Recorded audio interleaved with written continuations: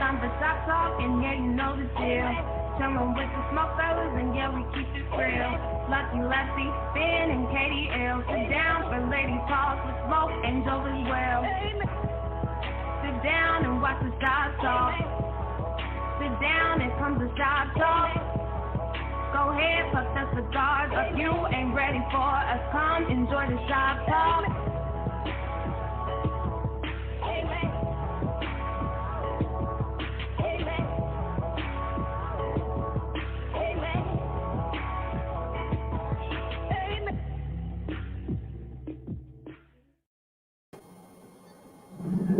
Good afternoon, people. This is Humidor Sports Podcast, back coming with all the sports news here on Chicago SportsZone.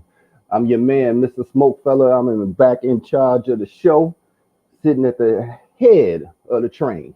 I want to introduce my fellow panel members, man. I'm going to start off with Lucky Lefty.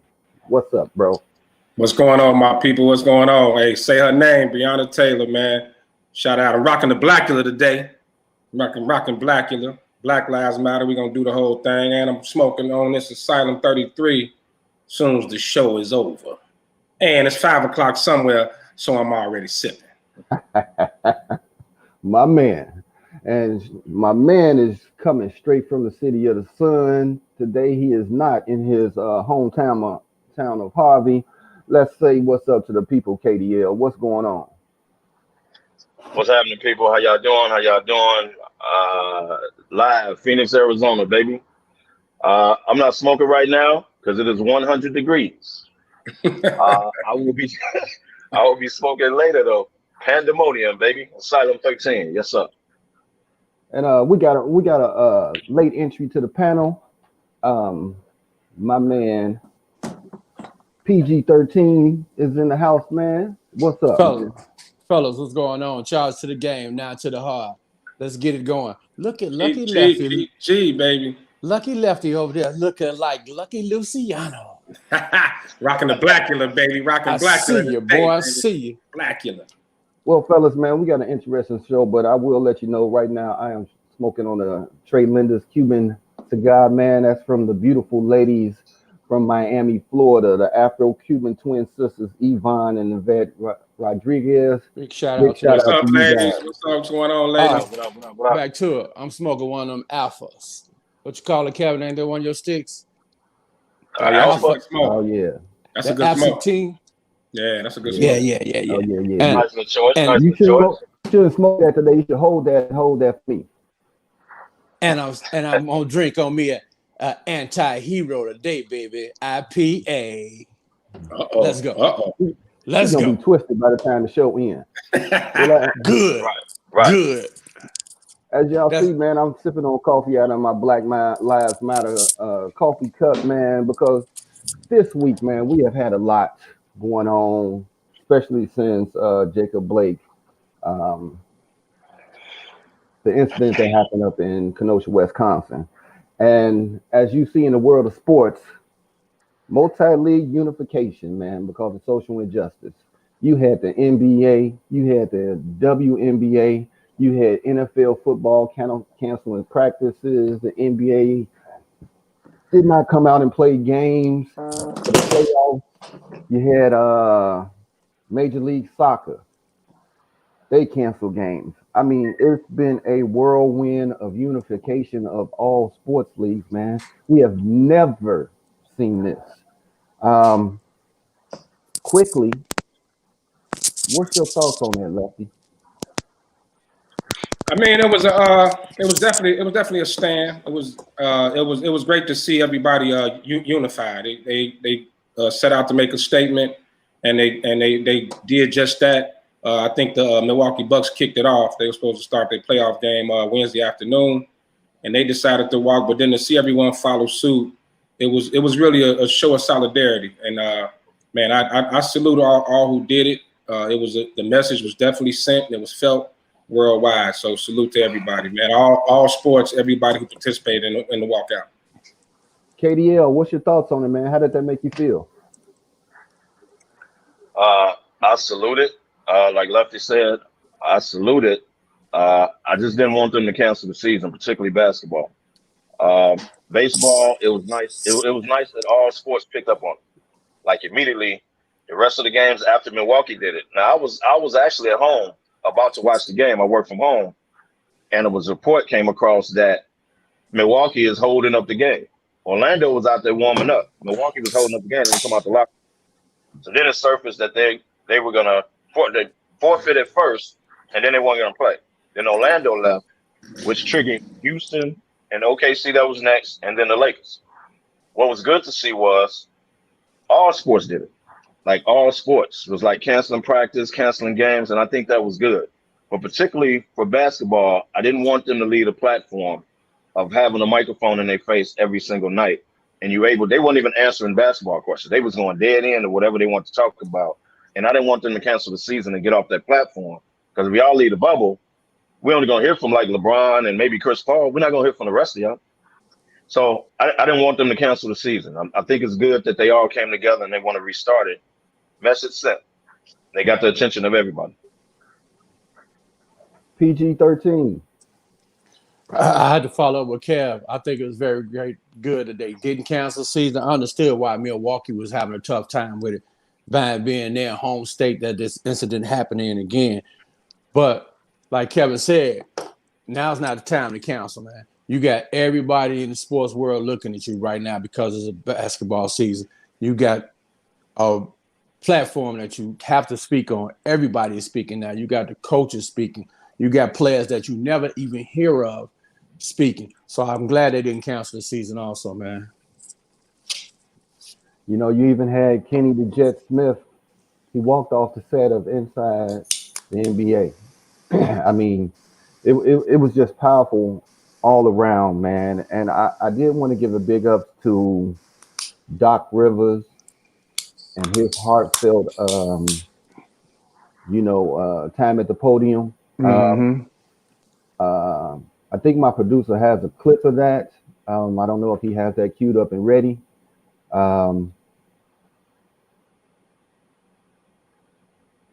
Just wait a moment and see if my producer is going to show a clip of that.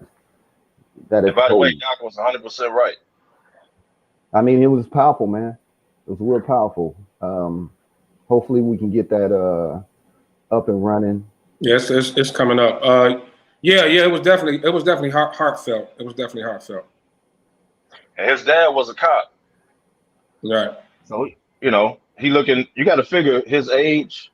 You got to figure his age, what he grew up in. That was worse times than us, basically. Right. And his dad was a cop at the same time.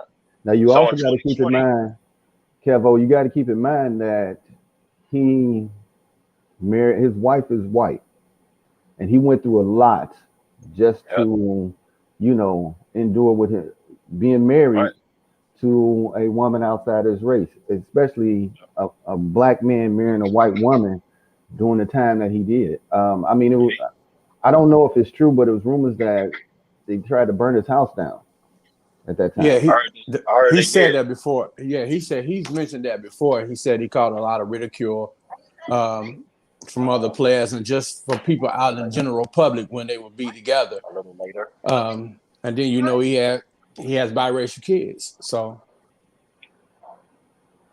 yeah, so I mean, man, strong, powerful stuff this past week, and you saw a lot of individuals that made their voice heard. You even had Michael Jordan stepping in as a owner, working with the players union. But I think it was important not to cancel the season. Don't give up that platform. You need that platform. The NBA's been very good at setting the platform up for them to speak about it. So that's been very good. I think we're ready to rock. I think it was really huge for Jordan to step up too, also, as him being the only minority NBA team owner, and then him also coming from a black man's point of view. I think he'll be able to kind of bridge that gap somewhat. The other owners still gonna have to open their minds and think about what's going on to really get it. But he'll be able to go bridge. To that clip, PG. Okay. Let's go to that clip, Ivan. If you watch that video You don't need to be black to be outraged. You need to be American and outraged. And how dare the Republicans talk about fear? We're the ones that need to be scared. We're the ones having to talk to every black child. What white father has to give his son a talk about being careful if you get pulled over? It's just ridiculous. And it just keeps going. There's no charges. Breonna Taylor, no charges, nothing. All we're asking is you live up to the Constitution. That's all we're asking for everybody, for everyone. Thank you.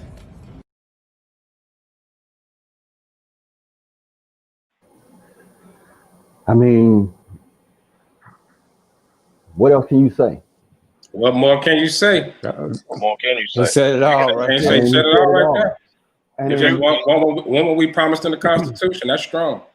and in one interview, Doc was talking about that there was only 20% of NBA players registered to vote. If you're gonna make the change, you got to make the change in your personal life and not just in front of the camera. That's strong, man, because you said 20% of the NBA, and you think about it. Why are grown men not registered to vote? Why aren't you voting? I mean, you're a grown man, and you're not voting for these lawmakers. Come on, man. I don't get that. That's for any grown man to do. I say for any grown person at all that doesn't express their right to vote, shame on them. I mean, you can walk in all the protesters and marches and all of that, but if you're not going in and punching that ticket, whether it be for the presidency, these primaries, the senators, the House of Representatives, the mayors, the governors. Well, that's the thing. Everyone is falling for that. What you've been taught, where it seems like only the presidential election, every 4-year election matters, when that every 2-year election is really the most important. That's why you never see campaign anything for it. So it tends to throw everything off. It doesn't matter who the president is going to be if you don't change, who's in that House, the Senate, these judges out of there. Some of these no-good judges, like that's so important, and that needs to be preached more than anything. So when people hear vote, they instantly go to Biden, Trump. But man, it's way deeper than that. It's way deeper than that. Way deeper. You really got to do your research. So let me say one thing about that vote, man. You guys know, Kev, you definitely know. For the last maybe 10 or 12 years, anytime there's an election, I'm working the polls. So I see people that come in here, and I would tell them, be calm, remain patient. You know what I'm saying? We're going to get you all in here to vote. But I've seen numerous times of people that come in there and they'll vote for a mayor and a congressman or whatever it is. And when you see this list of judges, the first thing they do is they're like, man, I don't know these people. I'm not even going to vote for them. I tell a lot of the young black men, I said, look, do your research, man. Read up on these judges. Because while we always out here talking about, man, the judges gave him 20 years for so-and-so, so-and-so. If you read up on these judges, a lot of these judges, you'll learn that these are the ones who may have someone that died in their family from an overdose. So anytime a drug case come up against them, they're very partial about it. Anytime a drunk driver comes up about them, they're not going to give you any leniency. So they need to start reading, man. You have to educate yourself on who's running for these offices and who's doing what in your city, in your states. I agree. That's what's most. Go ahead, Kev. I was just gonna say that's what's most important is these judges and the people that's actually running it. The president can't make decisions without the Senate. Like it's a lot of stuff that you need to watch going into the presidency that needs to be voted on. We also can't fall for this narrative. And Dr. Rivers is absolutely right. Control your own mind. If you watch the Republican National Convention, they portrayed the entire thing was they trying to get the suburban vote. So what they did was make a theme that if people of our color come to your neighborhood, it ain't gonna be good. And they portrayed fear throughout the whole Republican National Convention, which I thought was absolutely ridiculous, and no one stood up and said anything about it or called them out about it. I think it was absolutely ridiculous. But that's the kind of thing that happens, and you ingrain that in people's heads because they don't do their own research. They don't want to stop and do their own knowledge check of what they're talking about. They're instilling fear as if this is Russia. You know what I mean? As if this is North Korea. They're instilling fear in people's heads. And if you get that in your head and you go out here and vote for this dude again, because you don't have the mindset to think on your own, and you listen to dictatorship as instead of a democracy. And I'm not getting political because I'm not saying the Democrats is better than Republicans or vice versa, and everybody knows different. What I'm saying is we got to do our own research and get your own mindset. That was a ridiculous Republican National Convention. That instilled fear. That brought the old heads out. That was white nationalism. That's just facts, man. But go ahead. I don't want to get political. I'm sorry. Go ahead. Those are all good points, man. I do want to give a shout out to D. Mitchell. You know, she made the comment, the House and Senate are equally important. Antron Williams, he's out there making comments, vote at all times. I mean, you know, Michael Carson, all of it matters. We should be voting in all elections. I mean, these things are so true. And today we have a special guest who is Sean Gibson. He's the great grandson of Negro League baseball player Josh Gibson. He played from 1930 to 1946, 12-time All-Star, 2-time Negro League World Series champ. Welcome to the show, Sean. Thanks for having me. How you doing today? I'm great. How are you guys doing? You're doing great, man. Glad that you came on the show. Tell us about what's going on and what you're trying to do. Let everybody know what platform that you're doing right now, because what you're doing, man, is strong. It's strong. Yeah. Before I do that, I'll give a little background. So you mentioned my name is Sean Gibson. I'm the great grandson of Josh Gibson. I live here in Pittsburgh, Pennsylvania, and I run the Josh Gibson Foundation here. We have 3 sites, 3 locations here in Pittsburgh. We have over 300 kids in our program, from academic programs to athletic programs. And so we're just carrying on the legacy, not only Josh Gibson, but the other great Negro League baseball players that played in the Negro Leagues. And so one of the things that we're doing right now is there has been a big movement, a big push to remove Kennesaw Landis' name off of the MVP trophies. And for those listeners who don't know who Kennesaw Landis is, Kennesaw Landis was the commissioner back in the early 1900s who denied African-American baseball players the opportunity to play in the major leagues. And so recently, with this whole Black Lives Matters movement, as we have seen, there's been a lot of statues being removed, a lot of other things being removed. So some of the former MLB MVP award winners have spoken out and questioned why we should not remove Kennesaw Landis' name off of the MVP trophies. And so the 3 names they were considering was Branch Rickey, who we all know who broke the color barrier by signing Jackie Robinson, Frank Robinson, who was the only African-American player, or the only player, I should say, to win the MVP in both the American League and the National League, and was the first Black manager. And then there's Josh Gibson. And so we reached out to Rob Manfred from Major League Baseball, and he got right back to us and said we need to contact Jack O'Connell, who is the secretary for the Baseball Writers Association. The Baseball Writers Association are the ones who vote and decide on these situations when it comes to the MVP awards and the names. And so our people reached out to Jack twice. He never got back to us.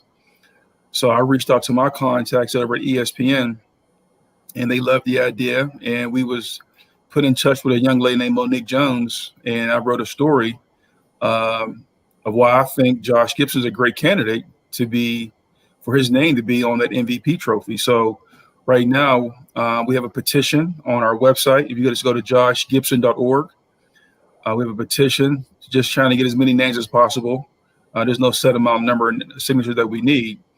But we know that this decision will be not made, should be discussion, I should say, in December at the baseball winter meetings.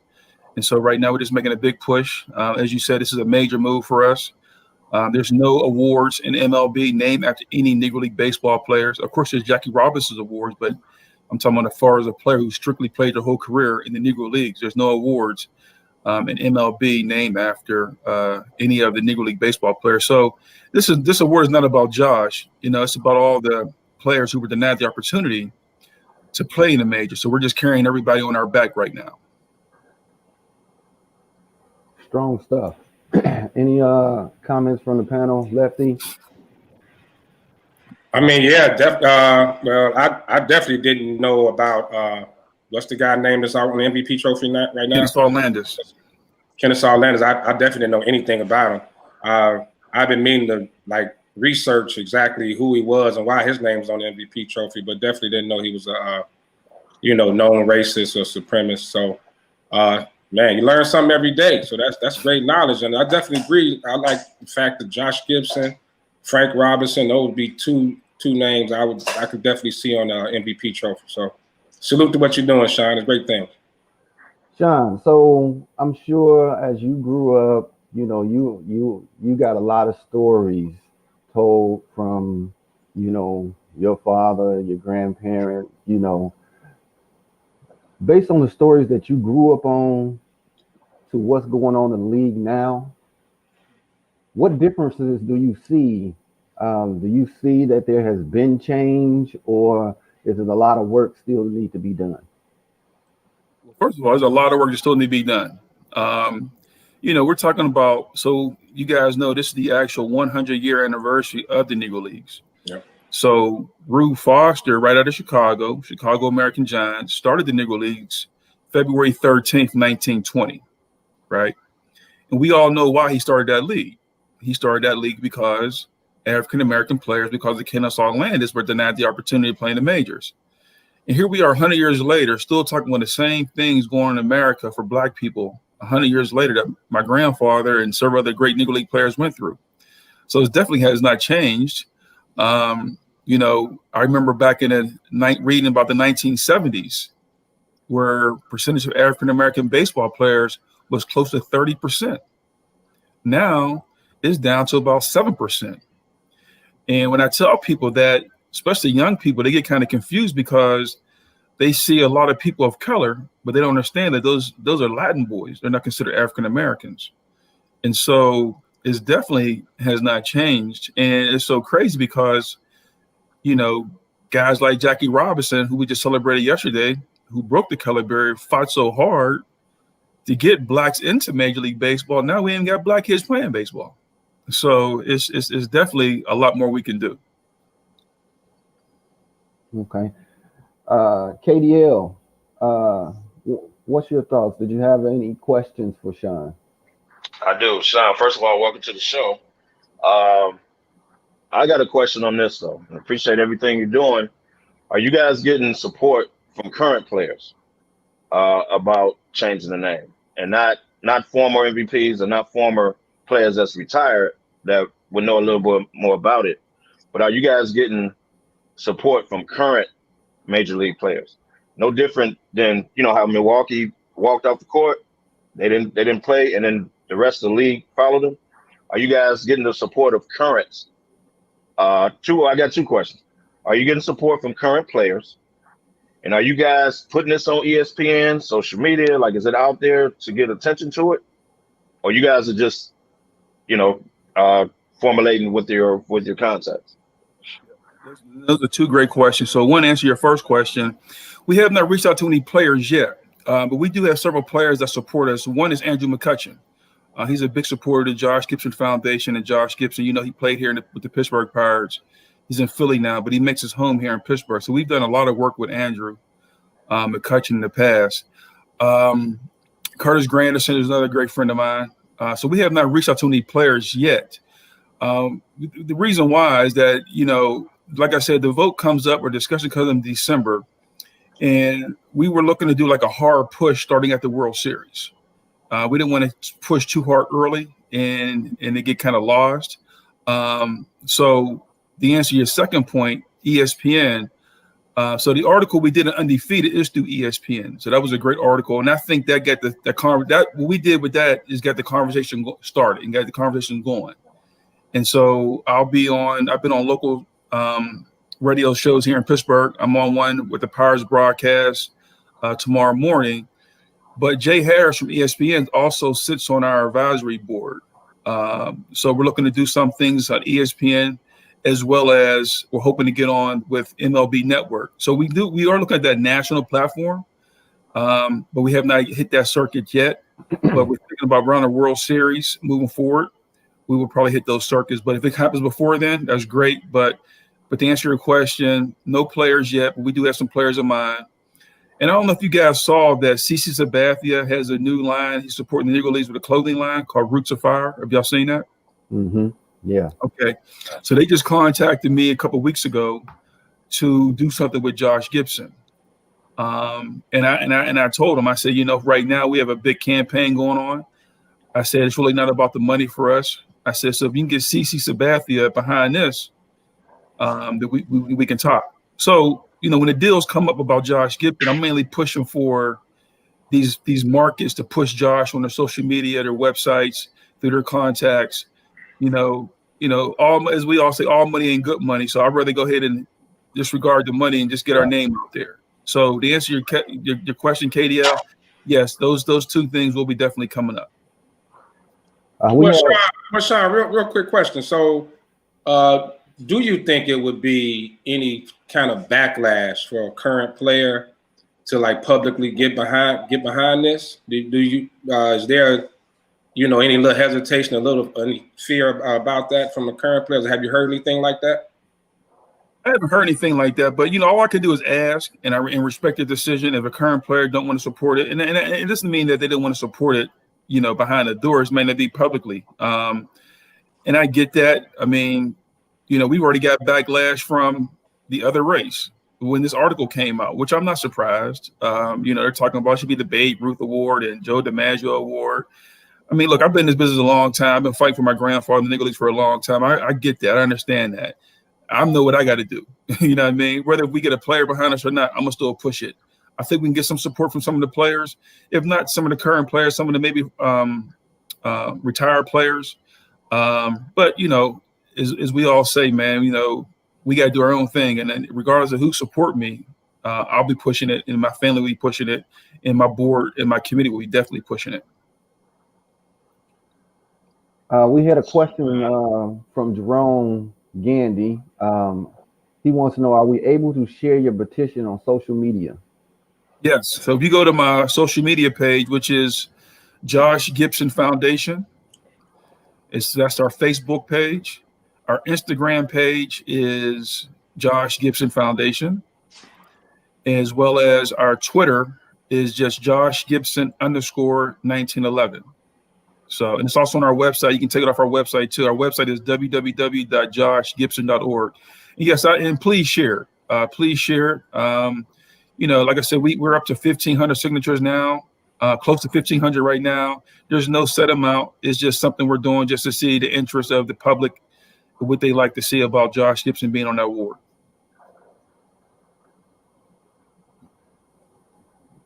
So all our Humidor Sports Podcast fans, you heard it here. Go to his foundation page. You can share it on social media. Matter of fact, sign the petition, because this is very powerful in Major League Baseball. And I'm sure, just like us here on the panel, some of the stuff we didn't know. And I appreciate Josh, Sean coming on the show and giving us this knowledge, because, you learn something every day, like Lefty said. This is powerful, and, doing everything that's going on right now, I mean, man, this is real deep. My last question to you, Sean, with everything that's going on right now, and as we talked earlier about the unification of, the various sports leagues, the NBA, the WNBA, Major League Soccer, tennis, football, how do you feel about this and what's been going on in this past week with the cancel of playoffs and sports practices and all of that? How do you feel about this? Well, number one, I think it's a great idea. I think it's a great movement that Milwaukee started, and a lot of players and teams fell in suit. I will say this, though. I'm a little surprised that Major League Baseball didn't suspend their games. I know some of the teams suspended their games, and some of the players didn't play. But I'm pretty sure y'all all saw the information on ESPN from the Mets GM when he's talking about Manfred. Then of course he rekindled his comments, which I believe is BS. So I believe Manfred probably maybe said that, but I just feel like, what's going on right now, man, is just, after the George Floyd murder, honestly, I thought it may slow down some because it was so well publicized and the protest was out there and people were out there protesting, but it seems like it's getting worse. And, eventually we need these white owners to support these Black Lives Matters movement, and all these African-American players who plays for these owners, are finally stepping up. So I commend Milwaukee, and I commend the NBA and the WNBA and the tennis players, like you said, everybody else, some of the football practices, and some of the players from MLB and some of the teams that stood against it. But I see the NBA starts back up today, so I don't know what that means, but I guess it just shut it down for a few days. But, Jaylen Brown made a good point. He said that, okay, once you guys go home, what do you want to do? Are you going to sit on the couch or are you going to be on the front street? And that's the most important part about it. I mean, you can sit up here and talk about with your team what you want to do, but what are you going to do individually? What are you going to do in your community when you get back to your city? What are you going to do to make a difference? And so that's the most important thing. A lot of guys like to say things when it's collectively. What are you going to do individually?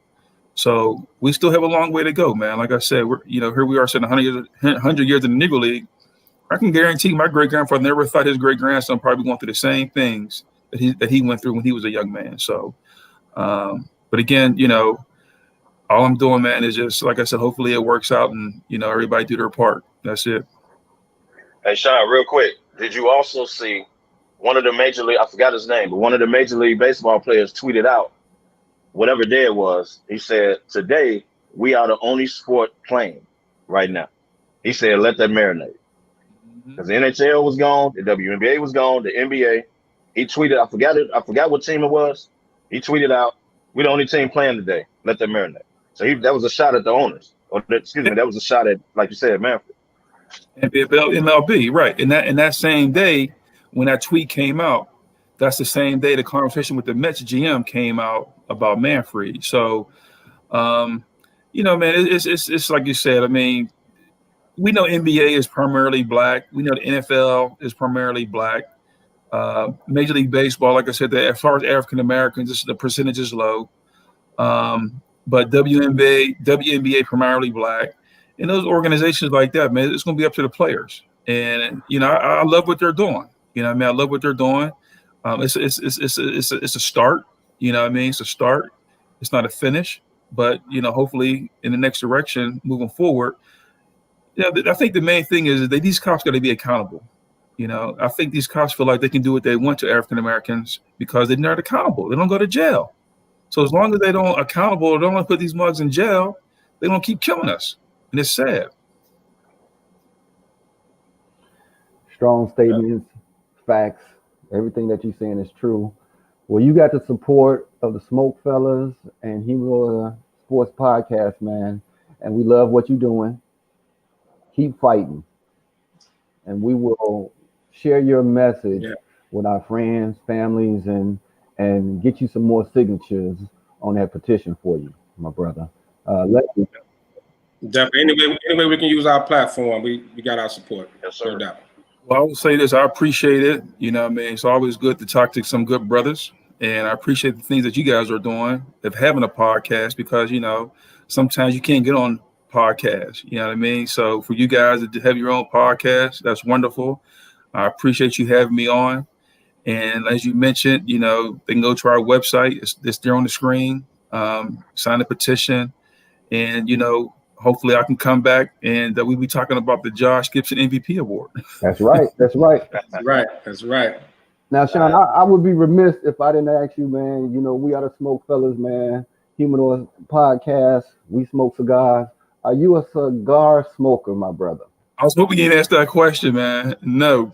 Oh, I can't even lie. Oh, that's not But listen, right, but let me just tell you this though. I don't smoke, I don't drink. So I never did, man. So it's not that I drink and don't smoke. I don't smoke at all. I don't drink or smoke. So that's the way I've been. That's all right, man. We Respect still that. got love Respect for you, that. my brother. We still got love. We still got love, bro. Somebody got to keep clean lungs around. It's definitely not us. Well, yeah, man. But I said that when I said, hope they don't ask you if I smoke. I got to tell them the truth. Hey, man, you seem like a very down-to-earth good brother, man, that is carrying a good fight, a good cause, and on behalf of the SmokeFellas, man, we pray that your message is heard loud, clear, and I hope it drops at the right time. Just World Series and it just explodes, my man. Hope it just explodes and goes viral across the whole world. That's the goal, man. And like I said, these platforms like this helps. You know, that's why I don't turn away any interview that I can do it, because you never know who's listening, who's watching. And when I tell my story, you know, it's straight from I'm not a historian. I'm not a writer. It comes straight from a family member. Yeah, I mean, it gets no better than that. I know the story. I don't have to be a historian. I know my family story. I know my family history. So when you hear it from me, it's coming straight from the family. And that's the way I like to give it. Oh. Any other questions, Lefty, KDL? No other questions. Well, just real quick, touching on, you know, we talked about the boycott and why the tweet that Major League Baseball were the only ones playing, and you know, I try to give people benefit of the doubt. Could some of that may have been due to, which I don't believe it, but I'm just trying to see if anyone else believes it, due to they already playing a short season, they already lost a lot of games due to COVID. That, you know, I think allowing them to walk out, to be able to sit out was a good thing. But do you think that played a part in maybe why they just didn't cancel all the games? No, not in my opinion, no, because everybody got a short season. NBA got a short season. NHL got a short season. Right. They all got a short season. But I mean, just trying to, they seem like they're struggling just to get through these 60 that they try. Yeah, well, you know why? Because they're not in the bubble. You see, the NBA's in the bubble, and you see what's going on there. NHL's in the bubble. You see what's going on there. So when you're in that bubble, you got a better chance of surviving. They're not in the bubble. So that's their choice not to go in the bubble, you know? And to me, it's no excuse. This is something bigger than playing your 60-game season. So I agree. When other sports jumped in, the NHL particularly jumped in, tennis stars set up, it's bigger. So you can't say, we got a 60-game season, we got to get it in. Well, the St. Louis Cardinals sat out almost 3 weeks. So what are we talking about? So it's bigger than that. So it seemed like to me, Major League Baseball should have jumped right in it. You know what? All other sports are doing. So let us jump in, right? We got to support our players. At least try. Hey man, if NASCAR can take the Confederate flag off, then Major League Baseball. That's a great point. Come on, man. It's bigger, man. You gotta, you know. Well, the other point is when you saw NHL, and it was a black guy. He said my league is predominantly white. And they were sitting out. And you know what I mean? So you took off the NHL.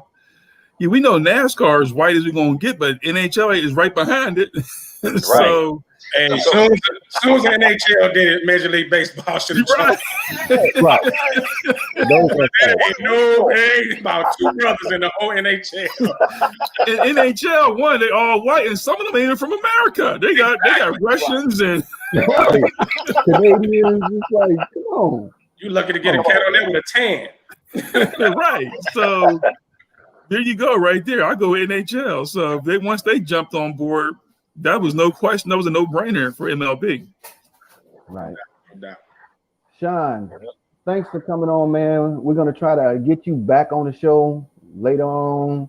You know, to check in with you to see how things are going and so forth, man. We got to go to commercial, but we do appreciate you stopping in, sharing your story, your truths, and what you're trying to accomplish, man. Because it is very, very, very special, man. Keep doing what you're doing, and like I said, we're gonna have you on the show again to check in with you, and you can give us an update on what's going on, and hopefully by that time it really went viral. Like I said, I appreciate it, man. Keep doing the good things you guys are doing, and I like to see good brothers doing some great things. So like I got a great show here. But yeah, I would love to come back on, and you know, hopefully, like you said, by that time, you already hear about it on some of the major networks. So again, thank you guys, and I appreciate it. All right. Thanks for coming on, man. Headed to commercial, and we'll be back with some more sports, man. And we about to get in. We about to get it in.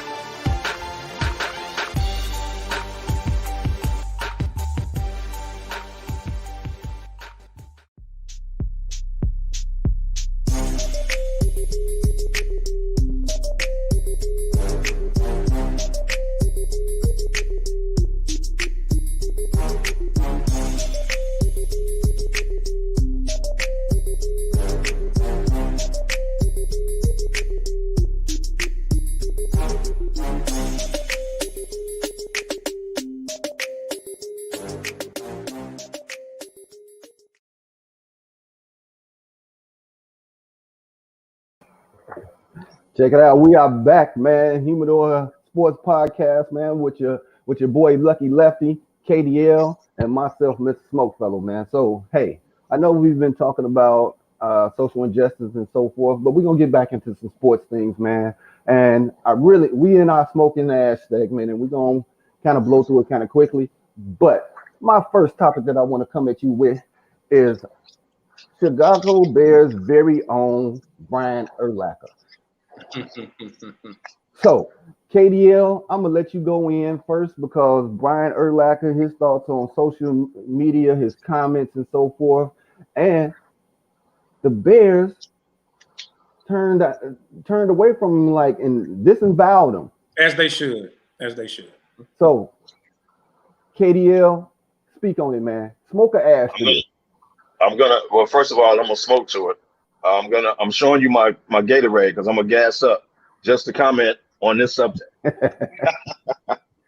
man, the Bears should distance themselves from Brian Urlacher. First of all, once again, you are either tone deaf, you are not aware of the times, you want to get attention, you know, whatever it is, man. Like, it's certain stuff you can't say.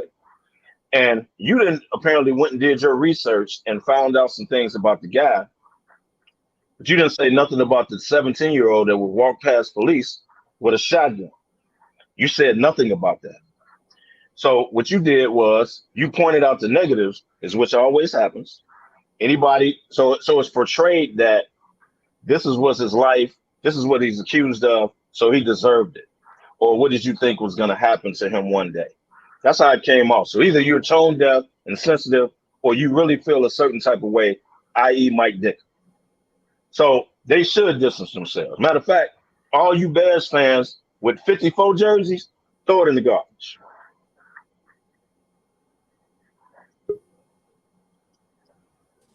Lefty, what's your thoughts, my man?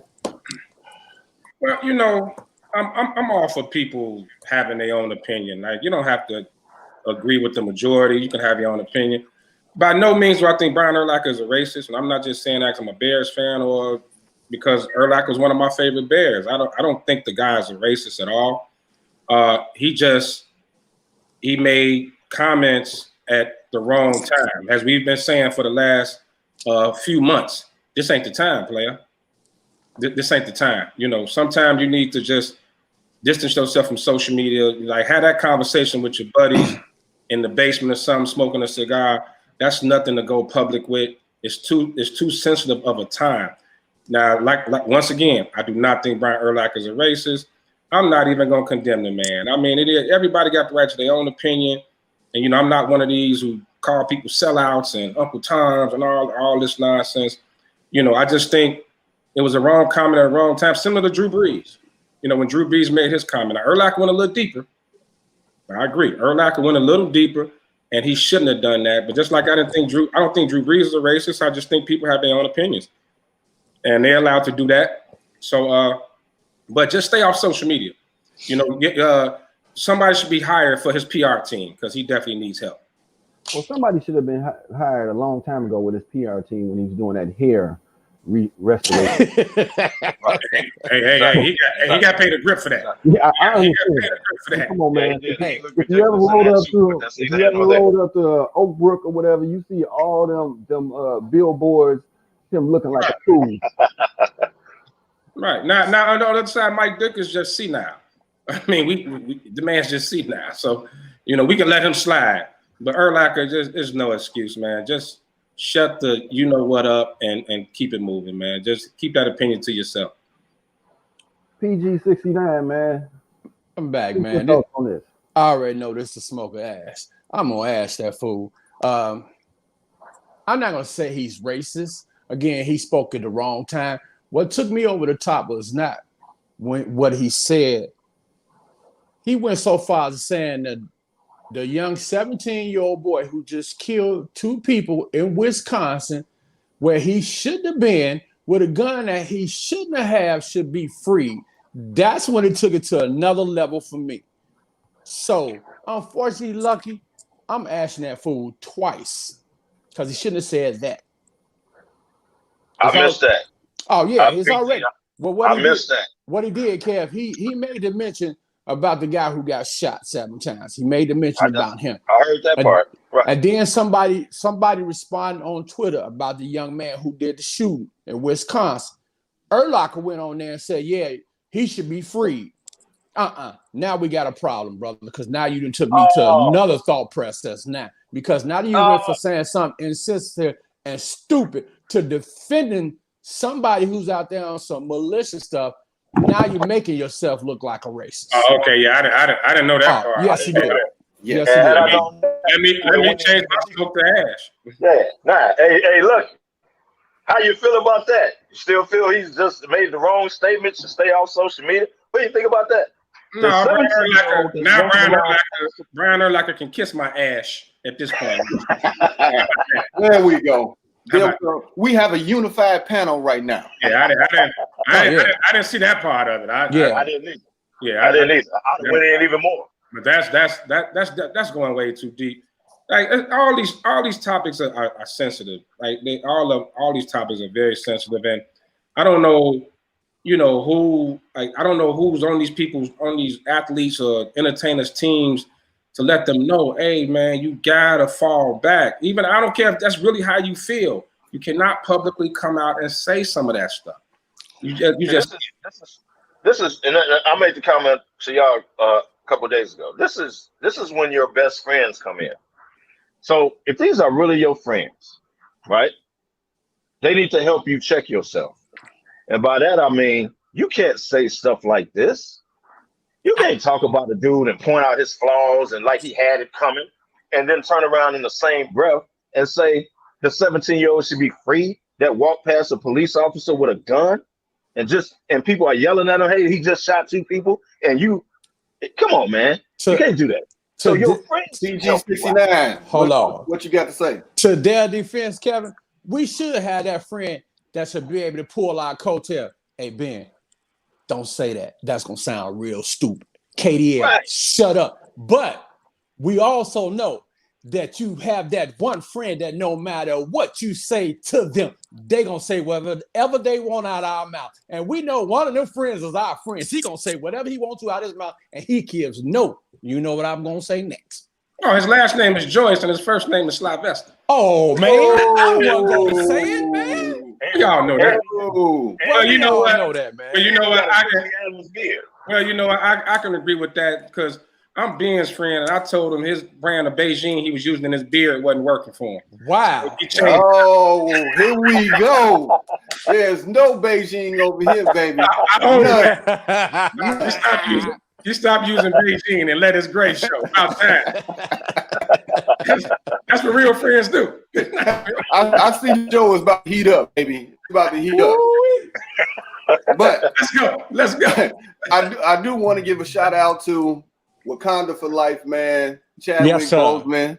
You know, he passed away yesterday, and I also want to give another shout out to Portland Trails Blazer Cliff Robinson. Yeah. He passed away at 53. They didn't say what he passed away from, but he did suffer from a stroke 2.5 years ago, so he could have had some complications. He came back. He came back from the stroke, actually, bro. Yeah, so he could have had some complications and some other things going on. Chadwick fighting the cancer fight for 4 years. Nobody ever knew it, bro. Nobody ever knew it. He was in movie after movie after movie. That mean when he was shooting Avengers, Black Panther, all that, man. All of that. He was sick. Yeah, he was going through chemo and all of that. Bro. Yeah. Right. Wow. Hey man, hey, real quick. Big ups to that brother. Real quick, man. That's been a lot of bad news, but close family friend of ours, man. We found out brain dead right now, man. So shout out to my man Nate Barnett. Man, prayers for you, brother, man. He's a good guy, man. So just a lot of bad news, man. It's too much going on, man. Too much death going on. I'm definitely gonna have a few shots for all those brothers, man, for sure. For sure. Now, on a positive note, the Chicago White Sox, first place, baby. They on a roll. Southsiders, baby. So are we looking at getting back to the big dance? Lefty, what you think? Well, you know, with a short season, the way they playing, I don't see why not. You gonna smoke to it or you gonna ash to it? Which one? Let's smoke to it. Let's smoke to it. I mean, the pitching looked like it's coming around. We already know those bats are serious. Those bats are for real. Stroking. Now, I will ash to my man Eloy Jimenez, who hurt himself celebrating with when Giletto got that no-hitter. With that no-hitter, he hurt himself. I was watching. I said, "Is he on the ground? Did he hurt himself?" I'm gonna ask that part. Hey, look, what did a football player that did that same stupid stuff hurt himself? Now I know you guys. I know y'all guys can relate to this. That looked like when Sly was washing dishes and blew his ACL. Wow! I thought he was playing jacks. He was, man. Jacks, baby. Double Dutch. He went down for the clear six, and he's pulled that. He was at Sin High School doing double Dutch when it happened. But seriously though, man, the White Sox. Hey, this could be with this crazy year. This could be a White Sox Cubs World Series. Crosstown rivalry. It's the year's been that crazy. Like that. I always said I want to live to see it. I would love to live to see that Cubs versus Sox in the World Series. Even though I'm a Sox fan, I'm not a Cubs hater. I cheer for the Cubs when they own, as long as they're not playing my White Sox. But it'll be great to see it. But the Sox are built to be good for a long time, man. They built to be good for a long time. That pitcher staff is starting to come around. I think we need one more arm to solidify that rotation a little bit, and maybe one more middle reliever just to solidify the pitching. Defensively, I'm still a little shaky. Defense is not that great, but Yeah, they on the road, man. Anything can happen in this short season, so I'm down. Definitely smoke to the White Sox. I want to give a shout out to DJ Silk. He is watching the show right now. Big ups to our fan. Silk, what up, bro? What up, Silk? What up, bro? KDL, I saw you put the timeout sign up there, so I know you got something to say because you the biggest Chicago hater in the world. Let's go. Before I say smoker ass, first of all, if we go back and roll the tape, I was one that said the Sox could be a sleeper this year because of their offense. Go back and roll the tape. I said this.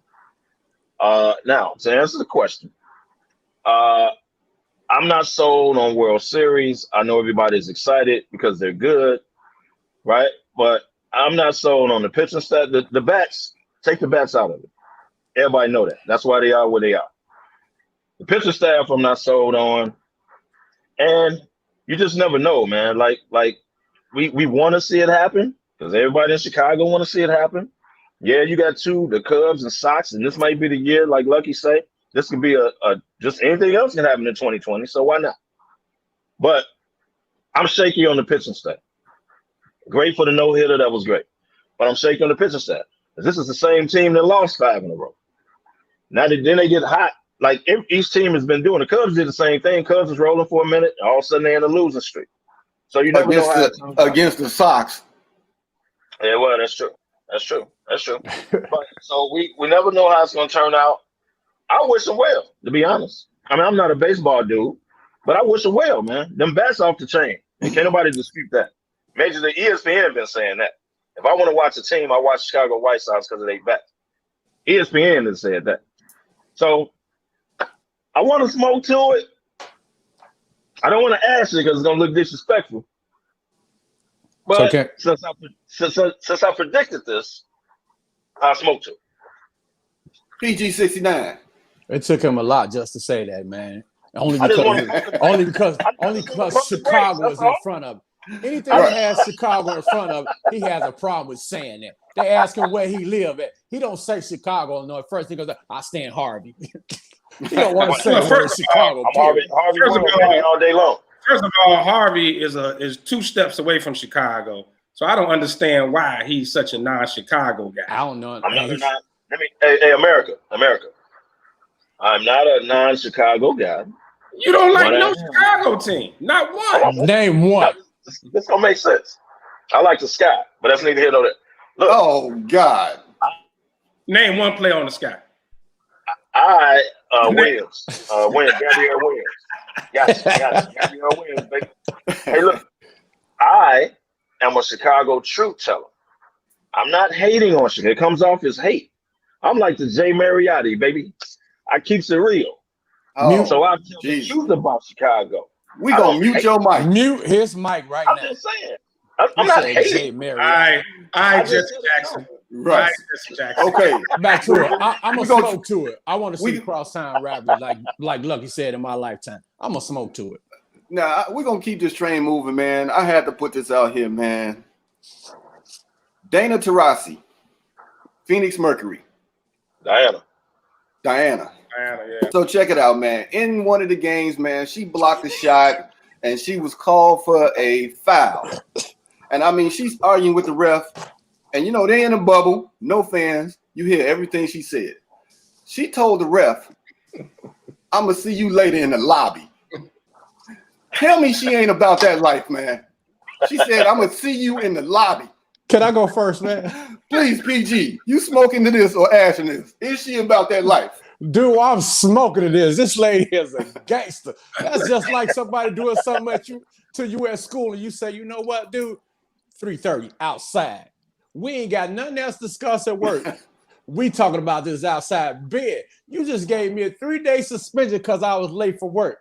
Oh, okay. You want 3 days? Okay, cool. You got to get in your car eventually. I'm going to be waiting on you. Dude, she a gangster. Lefty, what's up, man? Look, man, I'll smoke to any little white girl thug in America. That was so gangster, man. That was more gangster than my black hat blackie I got on. Man, that was, hey, look. Hey, that's the one thing about not having the fans and being able to hear everything they said. Like, you really get to hear it, man. So I wonder how many times she didn't threaten refs. in the WNBA. And I wish they would give us an update and let us know, did she see that ref somewhere in the lobby? Can you imagine her being in the jacuzzi and just getting stolen out of nowhere? I would love to see that. Hey, Joey B out in Florida, man, he said it before. He said he waiting on to hear about a fight by the pool. He did say that. He said that last week. KDL, you smoking the ash in this? I will smoke to it because she is a major star in the league, and she's threatening the ref. I see you in the lobby. I'm smoking to her all day long. Hey, so the ref didn't come downstairs at all that night. Right, I was about to go there. They in the bubble, which means I don't know how far the players are from the refs or whatever, but they're in the bubble. So on off days, you got to kind of watch your setup. You can't go to the pool room. You can't go to the pool. You better not go to the buffet. How you gonna be in the bubble? In the bubble, you got to stay in your room in the bubble. You got to hide in a bubble. Bro, you gotta watch your can't come outside. She gonna catch you in the buffet line from the back, like in prison, just hit you across the head with a tray. Bro, you could be laying at the pool and just get stolen on out of nowhere, bro. Hey, and she can keep it moving. Hey, she straight ordering room service. Her girl's asking. You know what? I'll see you in the lobby. Whoa. Whoa. That's wild, man. Diana Taurasi, a major star. Diana Taurasi, aka Charles Oakley, man, aka Steven Jackson. Now we talking about aka Carmelo Anthony when he met Garnett by the bus. Right. So those are facts. So now we speaking on this topic, man. So are the Clippers the new bad boys? And I say that because Montreal Harrell called Luka Doncic. I'm gonna say this, man. He called Luka a bitch ass white boy. Okay, got caught on film. Everybody heard it, man. Should he have received a fine or something for that, man? Yes. What you think, PG-13? Yes. I mean, 69. Yeah. Right now, with all this just racial injustice and stuff going on, for you to sit there and call him that on TV, so everybody in the world can see it. Yes, you deserve a fine, a suspension. You deserve a fine. You definitely deserve a fine. I don't know if it warrants a suspension, but yes, you deserve a fine for that because you're trying to bring light to something already, and here it is, you're spewing it back out into the atmosphere. Now, also throw in the Morris twin for trying to step on his ankle. New bad boys. They the bad boys. Here go my reference. KDL, let's go, man. No. First of all, Montrezl Harrell should have been fined. I don't think he should have been suspended, but he should have been fined. Because here's the flip on that. What if Luka would have called him B as Negro or GGER or GGA? What if everybody would have been calling for Luka's head? In a sensitive society right now, Black Lives Matter, had the situation been reversed, we would have wanted Luka either suspended or at least fined, right or wrong. Or beat up. So you can't get away with it, or beat up, exactly, in today's day. So you can't get away with that. So yes, he should have been fined. I don't care if he apologized because they forced him to apologize, number one.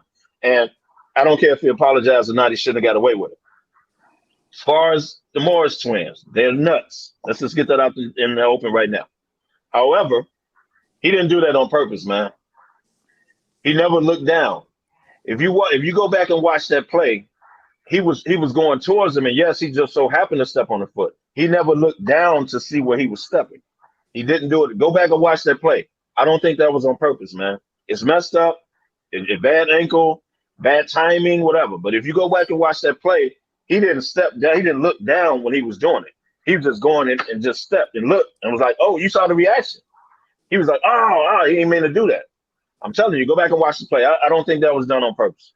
I don't think that was done on purpose. So, no, they're not the new bad boys, and their defense is not that great because they can't stop Luka Doncic by themselves.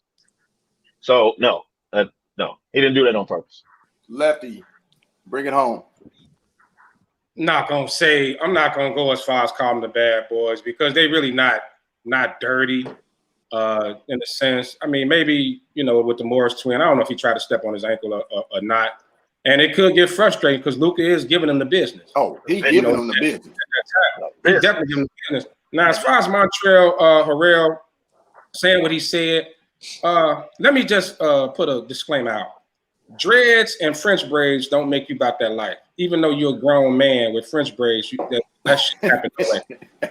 And I think all grown men with French braids should be locked up.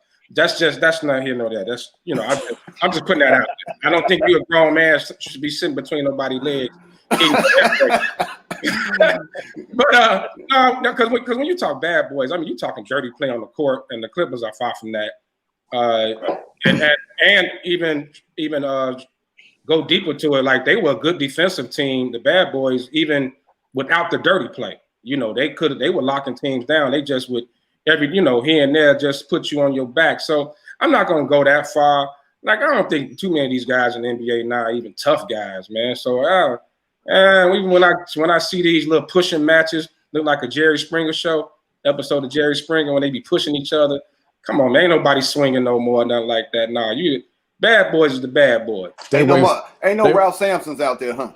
No, ain't no Rudy Jonathan's nose breaks. They pushing and waiting for somebody to break them up. Ain't no Robert Parrish with the chop to Bird when he with that Bird of McHale, he like Donkey Kong the devil on the floor. Like, no, that's It ain't no Rick Mahorn. You ain't getting none of that. Ain't none of that. Ain't no Anthony Masons. And I mean, man, and if you wanna call that, this new age of basketball, if that's bad boys for this age of basketball, then so be it. But nah, I'm not gonna. Let's be completely honest. Bill Laimbeer was one of the dirtiest players I've ever seen in my life. Yeah. So until you get that type of dude and the Rick Mahorns with the shoulders when you come around the picks, see, people used to steal on them. Like Barkley stole on Rick Mahorn one day. People used to steal. Larry Bird stole on Laimbeer.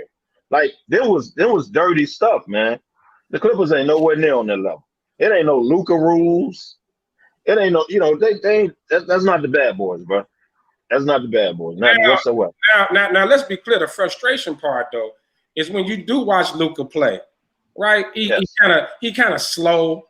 Like he don't have nothing like special athletically about him, and he's giving you the business. It's frustrating. No, he is, but I'm just saying it's frustrating when he just killing you, just Euro stepping you to death, step backs. Like he is killing them, and they have Kawhi on them, and Clippers supposed to be one of the best defensive teams in the league. Yeah. Can't do nothing with them. But to call him, but back to it. But originally though, what you were saying, Harrell should have been fined, but probably by the team. I'm not gonna say about the NBA because he didn't use a racial slur. So actually, to call him I could say on the podcast, to call him a bitch ass white boy. I think the team probably should have fined him, but no suspension. The NBA didn't have to even step in on that, But I thought it was cool that he did come back and apologize to him. So Black Lives Matter, Black Lives Matter, Lucky. If he called him a bitch ass black boy, you still would have thought that still would have been considered. Black boy, not a racial slur though. But in today's society, he wouldn't call him black boy. We all know that black boy would have been black boy. When have you ever got mad? When have you ever got mad and been like, "You bitch ass black boy"? How does that sound? That would sound right. We can go back. We can go left, right, forward, back on this one, man. We're gonna move it on, man. And I call it the clean sweep. Smoker Ash, the Greek Freak, Defensive Player of the Year, and MVP. Was he deserving of both those awards in 2020? KDL, I'm gonna come to you first. You smoking or ash into this? No, he's probably gonna get the MVP because the MVP was done before the bubble. As far as the Defensive Player of the Year, it should be Anthony Davis. The Greek Freak, to me, he's one of the best players in the league. He got a lot of holes in his game that he needs to work on, but I think he's definitely one of the best players in the league. But if you're the Defensive Player of the Year and the MVP of the year, then you telling me you are outright the best player in the league. Michael Jordan did that. Michael Jordan had MVP and Defensive Player of the Year, and he was clearly the best player in the league at the time. This dude is not clearly the best player in the league. That's my opinion. I think Anthony Davis should have got Defensive Player of the Year. That's just my opinion. I think, like I say, Greek Freak is probably going to get the MVPs. I think it was already wrapped up. But he's not clearly the best player. You telling me this is the best player in the league? That's what you're telling me. PG. I don't see that. I had to actually agree with Kev. Whoa. Yeah, I think Anthony Davis is by far the best defensive player in the league right now. He guards off the ball, and he's definitely a rim protector. He's averaging 4 or 5 block shots per game. Greek Freak is only averaging like 1.5 blocks per game. So I would still have to get it up to Anthony Davis as well. But offensive play, MVP, I'm gonna get that to Giannis already. Blackula, what you got on? What you got? It's a clean sweep, just like the Greek Freak. I think Anthony Davis definitely should have got Defensive Player of the Year. Now, don't get me wrong. I think Giannis was up there. I mean, probably in the top 3 in voting, but he was up there. Yeah, he definitely shouldn't have won that. MVP, I think he's clear cut the MVP. You know, and whether we want to argue he's the best player in the league or not, I think right now he at least it's an argument for him. I mean, whether you agree with it or not, he's in the debate. You know, between him and you gotta put him in the debate. So no, I mean, I never see him being the face of the league, especially as long as he's in Milwaukee. But right now, man, if he's not the best player in the league, he's top 3. I'll say top. Well, yeah, I'll go top 3. No, go top 2 like you were going to say. No, I'll go top 2 because you got, man. We don't talk about James Harden enough, man. You don't talk about James Harden enough. That boy is a monster. He is. I see a flag on the play. Here we go. There's a guy with the same name as mine who's hurt right now, and we're skipping over him because he's not on the court. Kevin Durant, when healthy, is one of the best players in the league. I think we stop disrespecting him because he's hurt. Stop with the Kawhi, then Giannis, then LeBron. He's not playing this year, man. So you got to skip over. Stop this, man. Yeah, Kevin Durant is one of the best players. Yeah, we're just talking about this year. We're talking about this year, bro. We're just talking about this year. No, I'm just talking about this year. No, Durant. Right. Okay. Hey, wait a minute. Did you say the same name as yours? His name Dwayne too? No, it ain't Dwayne, but it's Kevin. It leaves off with Kevin. I thought he was talking about Kevin Duckworth. Hey, man. That's going red. That's Harvey, man. He's from Harvey.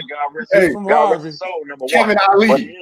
But he is from Harvey. He was from Harvey. So it's about 500 Kevins in Harvey, huh? Kevin Duckworth, the finest basketball player from Harvey I ever seen. So, for our fans out there, man, you guys bringing y'all into the SmokeFellas world. The SmokeFellas have a fantasy football league. We put up 4 sticks, winner take all. This year we will have a trophy. So throughout the podcast, I will show updates of where we are, who is number 1, 2, 3, 4, and all of that, man. So speaking of fantasy football, the COVID and all that, you know, it's always been excitement for fantasy football. How are you feeling about fantasy football this year? Because our draft is Monday night, 8 o'clock. I'm put it out there. So Kev, get your AOL service together. So your dial up so you make sure that you in this year. So Lefty. First of all, I'll be on my phone and I have Sprint. Carry on. Lefty, what's your thoughts on fantasy football this year, man? Well, let me first say I'm going to get my worst to first on this year, just so y'all know. Sure. Put that on the books. Lefty was last year. Yeah, I was. Extremely last. Worst to first. I had a bad year. No, but I think the excitement's still there, man. People that are into fantasy football are just into it. It's it's legal gambling. You know, and for us true football fans, man, it's fantasy football has become such a part of the NFL that you see it's segments on TV shows, giving advice on fantasy football. I hear it on radio shows like, NFL Network or NFL Live, they have a segment. So it's huge. The excitement is going to always be there for fantasy football, man. So it ain't nothing changed. It is what it is. We're going to get it going. PG. Well, go ahead. First of all, I just want to acknowledge this comment from DJ Spaghetti talking about the cramp is here. I don't know what he mean the cramp is here, but that's what he said, the cramp is here. So however that goes. That's a champ. No, I thought that said cramp. Oh. Because I don't know what he's talking about, the champ is here. So I figured he said cramp. But yeah, I'm with Lucky. I think the excitement is all there because I know we're looking forward to Monday because we all want to have those bragging rights. We want to get back to football, some excitement.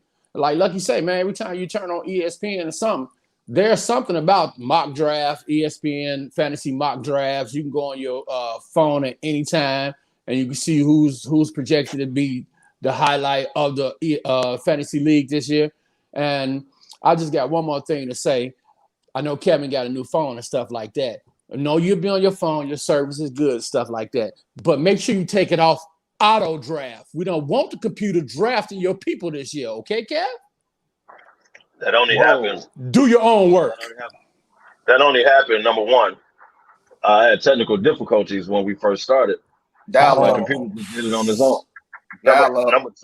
Number two, I actually finished third, and I would have been in the championship and beat Sly like I did early in the year. I would have beat him.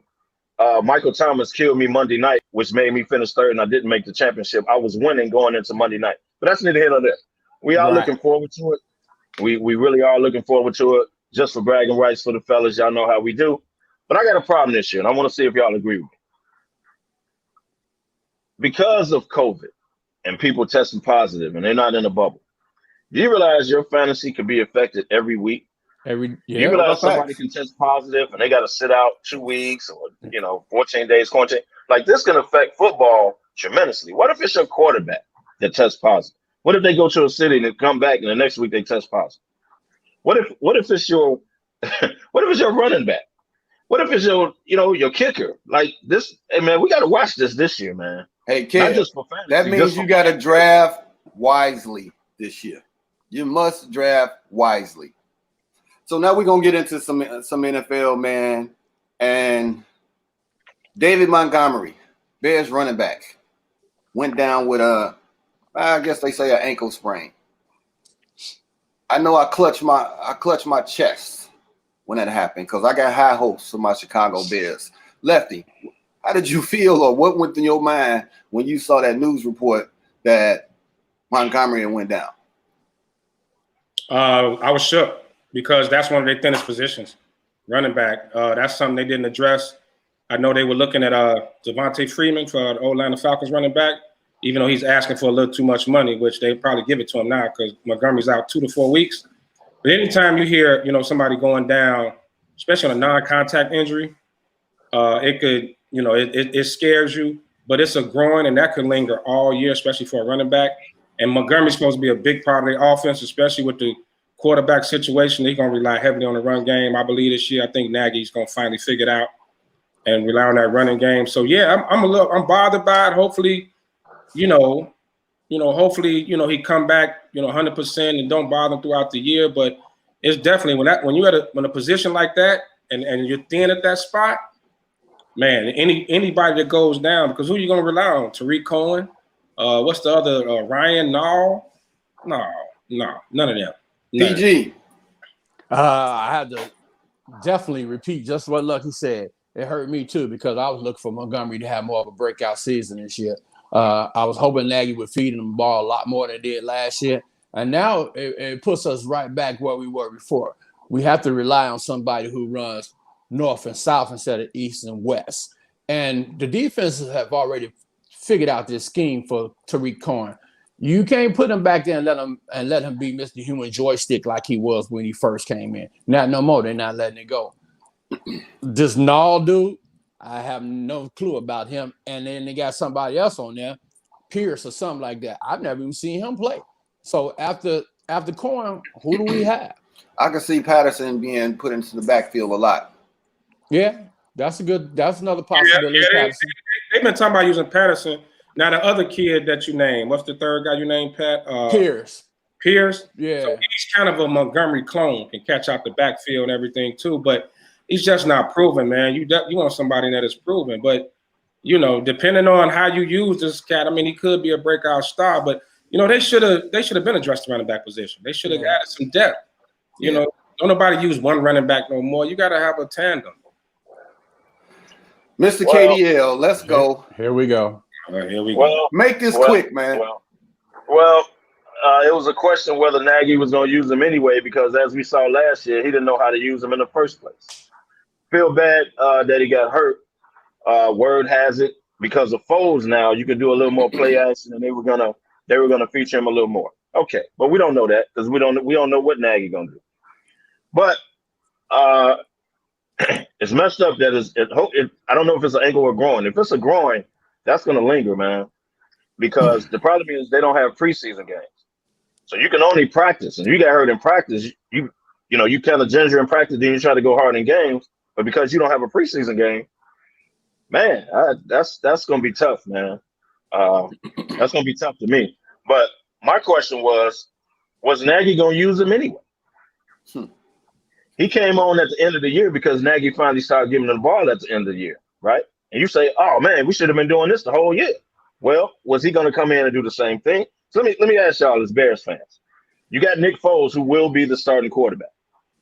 You think it's gonna be a lot more play action with now he can use Montgomery more because he has a better, more accurate quarterback. You can use the run now, as opposed to a quarterback that you were trying to force him to be a quarterback, number one, who wasn't accurate, and you abandoned the run again. So what do y'all think Nagy's strategy is this year? I got a better quarterback. Maybe I can do some play action. Maybe I can do the run plus the pass now because I got a better quarterback. Nagy have to be a fool not to learn from his mistakes last year. I mean, yeah, Nick Foles, if you want to say he's more accurate than Trubisky, but if you depending on Nick Foles to throw 30, 40 times a game, the season is a wrap. It makes no sense. Regardless of who it is. So you gotta, whether it's Foles or Trubisky, the running game has to come into play. There's no way Nagy couldn't learn from that. If he goes out there and tries to push Foles or Trubisky like they Patrick Mahomes, he'll be out of a job. He'll be offensive coordinator next year. Like 2021, be offensive coordinator again. As well, he should be. So I do believe he was going to use Montgomery, and if you got Foles in there, the play action is going to work because Foles got a hell of a deep ball. He got a hell of a deep ball. That's what I meant. That's what I mean by that. I saw a report today that says that Mitch is doing well in practice, but Foles is clearly looking the best out of the two quarterbacks. So once again, it's going to be a toss up to see who they going with in the backfield game one. That's for the media, Ben. That's just for the media. Well, I tell you, if Trubisky's not the starter, if Foles is the starter, they better go 12-4, 11-5, something like that, because the bench is number 2 pick and still not and only have like a 500 season or not make the playoffs. Everybody loses. Yeah, everybody lose.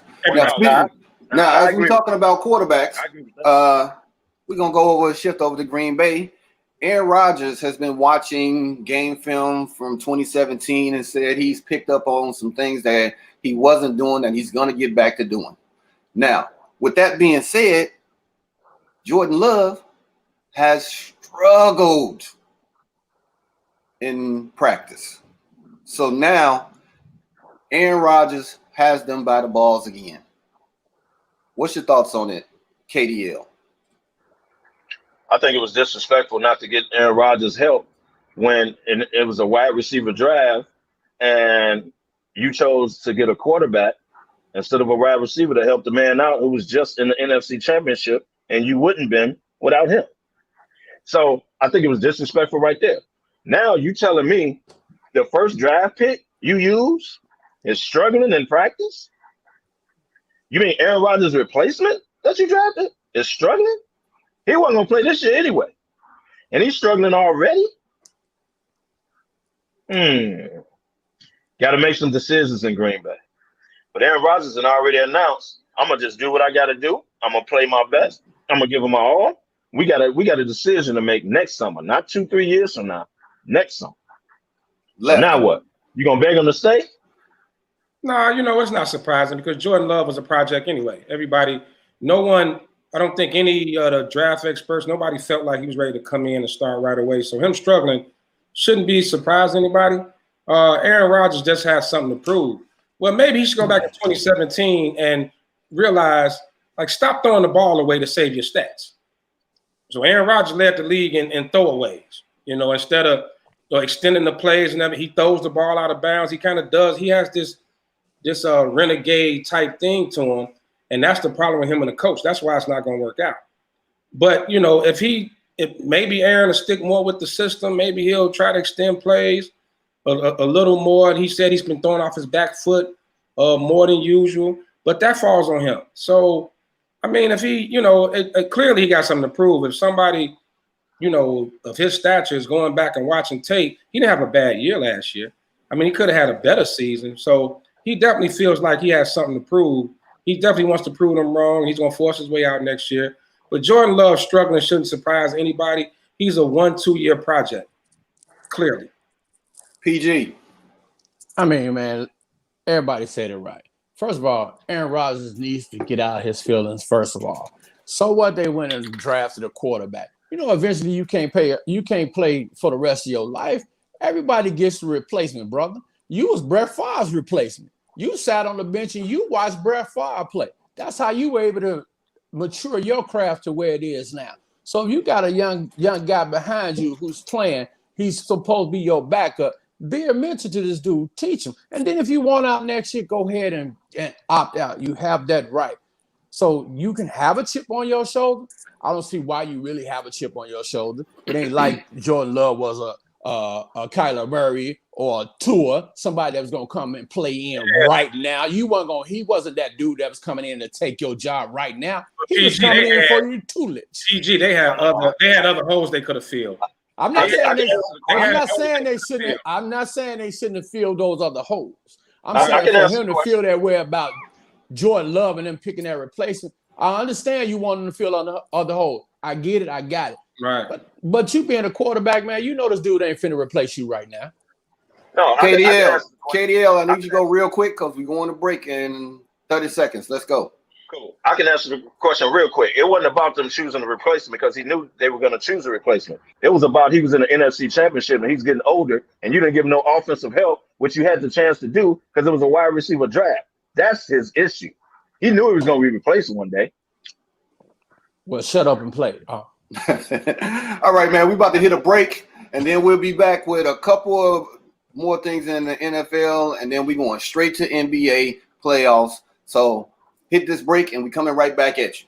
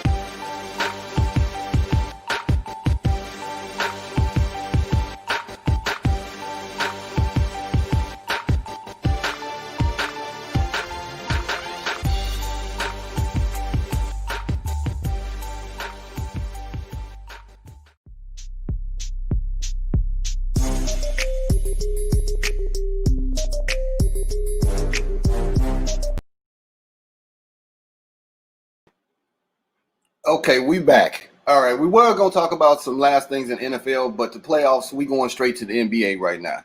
So, fellas, NBA sweeps Miami Pacers. Sweep. Gone fishing. Celtics, 76ers. Gone fishing. Now, immediately, we got coaching fires. You got Brent Brown for the Sixers, gone. You got Nate McMillan, Pacers, gone. So now what we have left is the Magic Bucks. We all know where that series is going. You got the Rockets Thunder. They tied 2-2. You got the Nuggets Jazz. Nuggets are, what are they? 3-1 right now? 3-2, ain't it? 3-2. 3-2. And Yep. then you got Mavs and Clippers. We know that series. That's the best series that's going on right now. And then to shore it up, you got the Lakers, Blazers, and Dame Dollar is out. What's your thoughts on the playoffs right now? PG, let's go. Dame out. Dame is out. Yeah, he only left the bubble. Okay. Well, we already know where that's going in. We already know the Lakers going to take that one right there. I think the most intriguing to me right now is that Mavs and Clippers, because everybody had the Clippers just straight coming out of there, but the Mavs is putting in work. Dallas is working the Clippers right now, and they have no answer for Luka. And this boy, he scored 50-something on a bum ankle. I think Dallas might mess around and push the Clippers up out of here, and they might be fishing real soon. That's just a prediction of mine. Lefty. No, that was an intriguing series. So Porzingis went down, and now they reported this morning that he's out for the rest of the series. So, he's out. Yeah, without Porzingis, I don't think they got a shot. Yeah, the Clippers are making it interesting. I mean, the Mavs are making it interesting, but they lost by 40 something the other night. So, well, I know Porzingis was out, so I changed that. Yeah, they just announced it. The most intriguing thing right now is going to be OKC and Houston. OKC and Houston. I think that can go 7. I think Houston will still pull it out. But I mean, when you look at that series, man, like OKC is surprising me. Chris Paul got them boys with Paul and Schroeder. They have no answer for Schroeder. I don't know what. No. I don't know who playing defense in Houston, but they have zero answer for him. I think injuries is the big thing right now. Porzingis out. We don't know how long Pat Beverly's out. They say Russ is almost come back. Yeah, Russ is back today. Yeah, they say Russ supposed to be back today, but they still don't think he's 100%.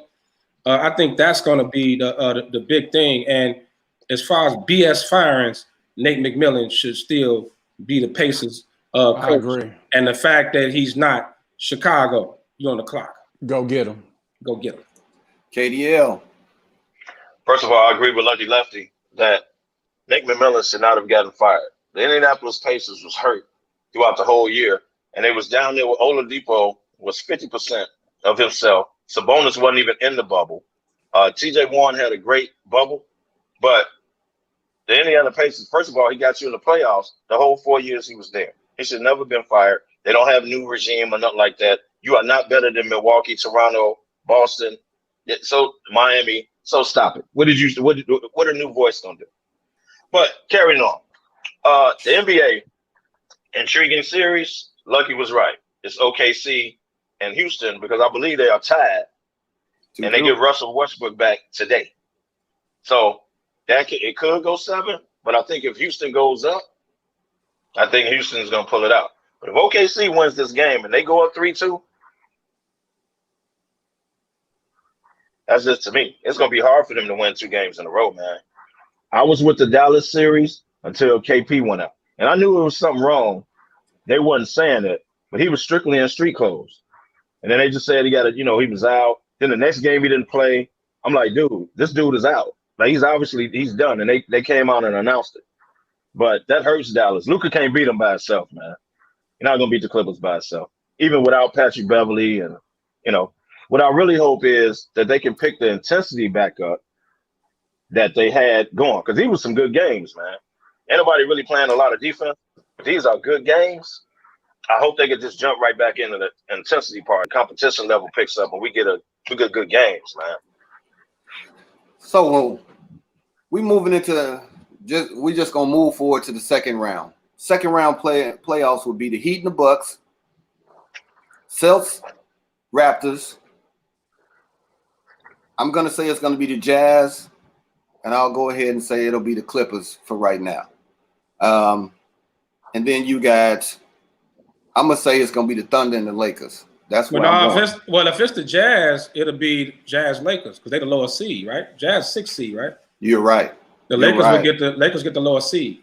Right. Yeah. You're right. So what's your thoughts on the second round? Because the second round could be a heat up.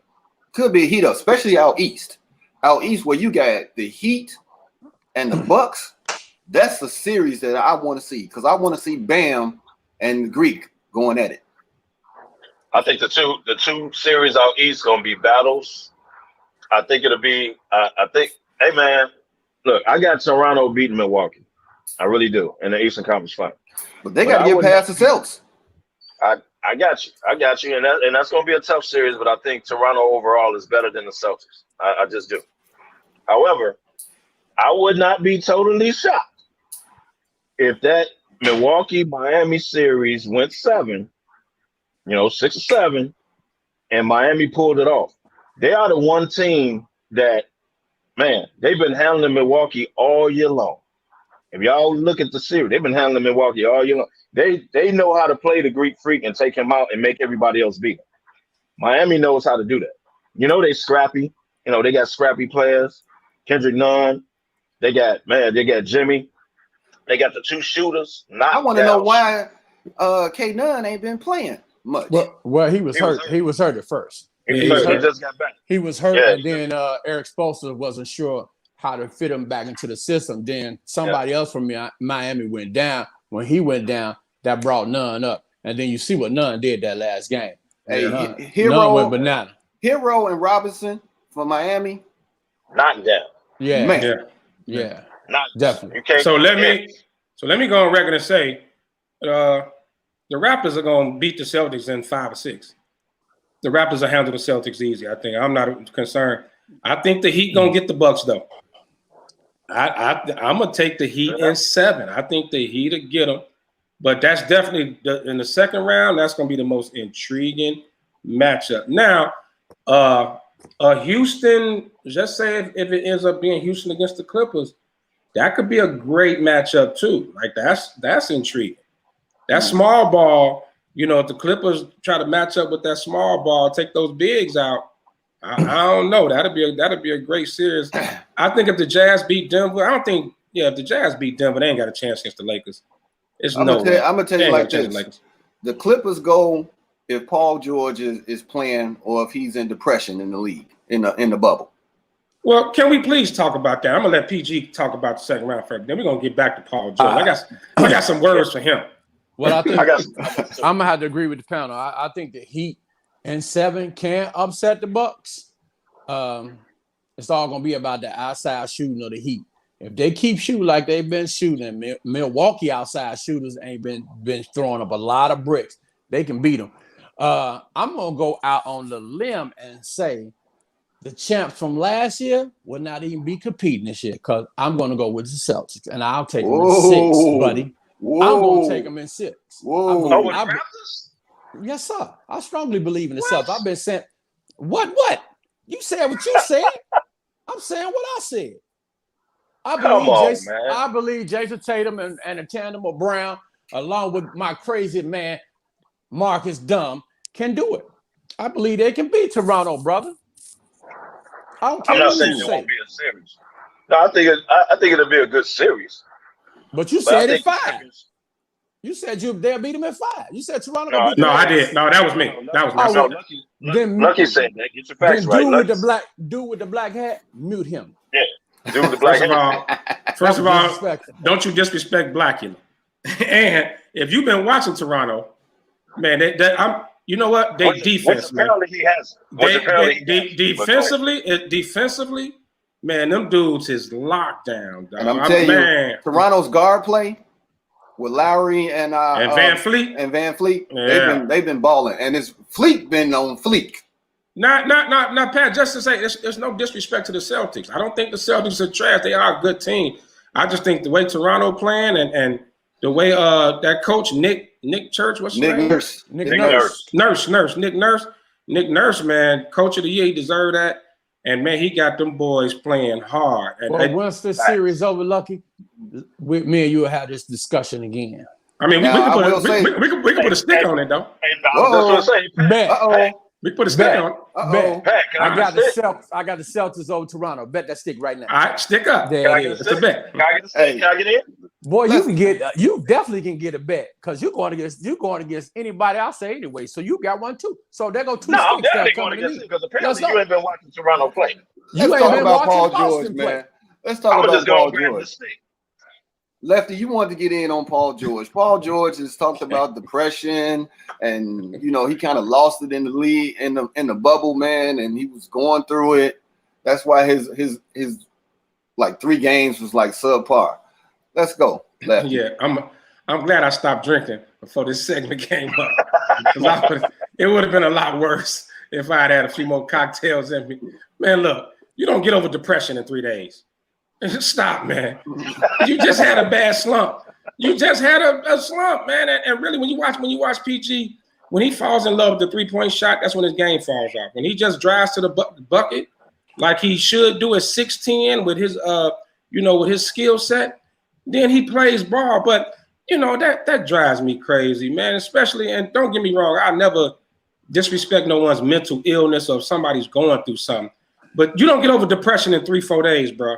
It don't work like that. I don't know. We talking about I'm depressed because I was in the bubble and yada yada. Oh, let's come on, man. Just say, I was off my game. I can't stand when players make excuses. It's not. It's just an excuse. You do not break that cycle. Just say I sucked. Right. You went from playoff P to depressed P all in a week, and now you back to playoff P. What is it, fam? Come on, man. What is these people PR talking about to see the psychiatrist? And, I was crying. Come on, fam. Come on, man. Come on, man. KDL, come on, man. Make some sense of this. I totally agree with Lucky Lefty.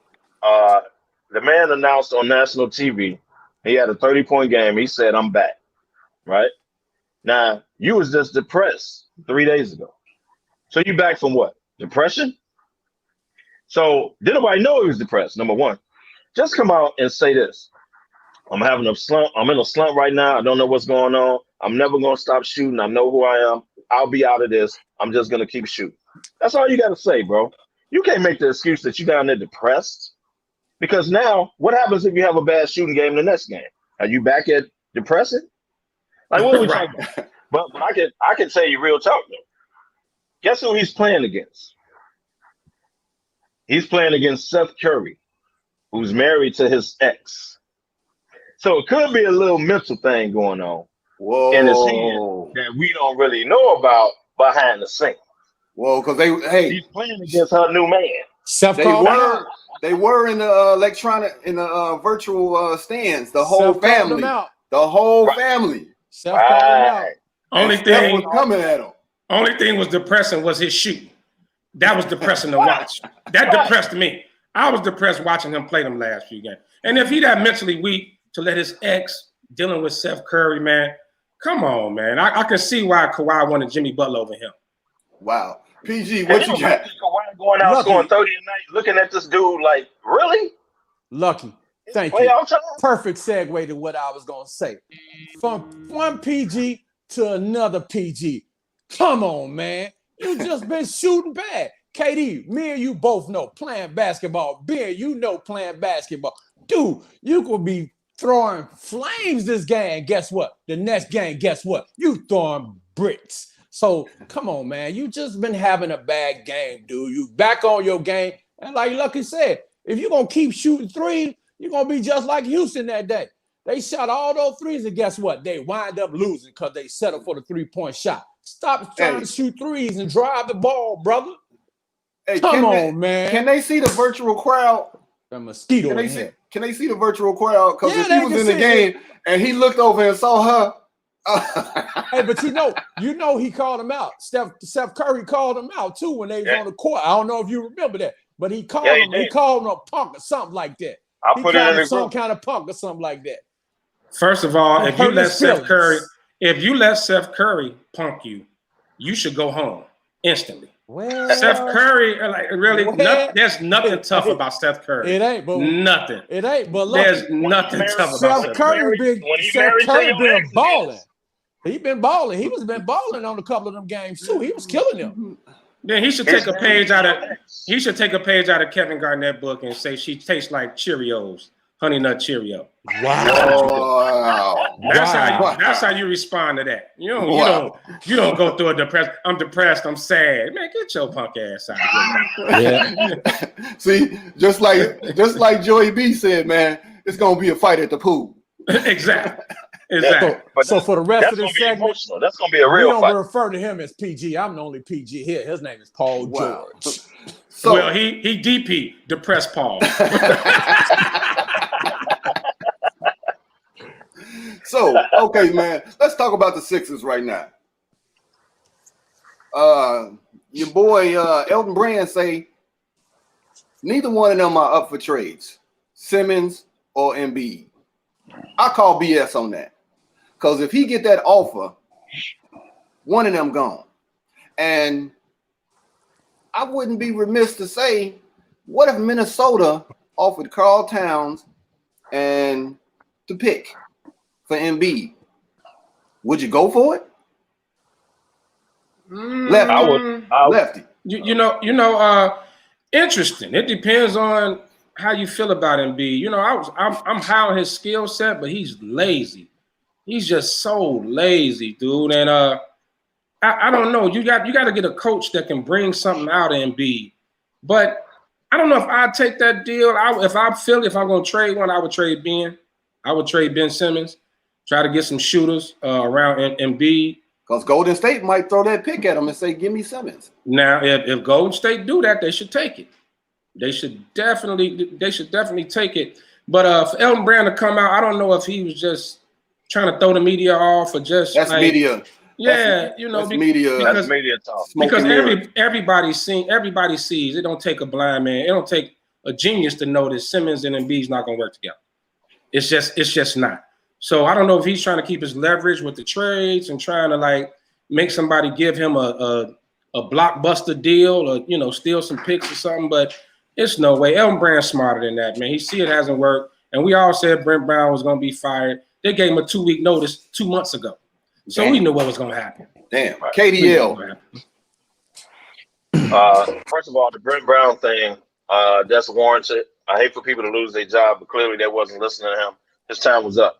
Now, on his defense, you put this man through the process when he first got there. You put him in the process, and you forced him to have bad years, which means his record was looking bad because of organization decision. It didn't work out when the team finally got good, and now you fire him. So I think in his defense, that's messed up. But let's go off the Minnesota trade, Ben. Why don't you trade the number 1 pick plus D'Angelo Russell for Ben Simmons?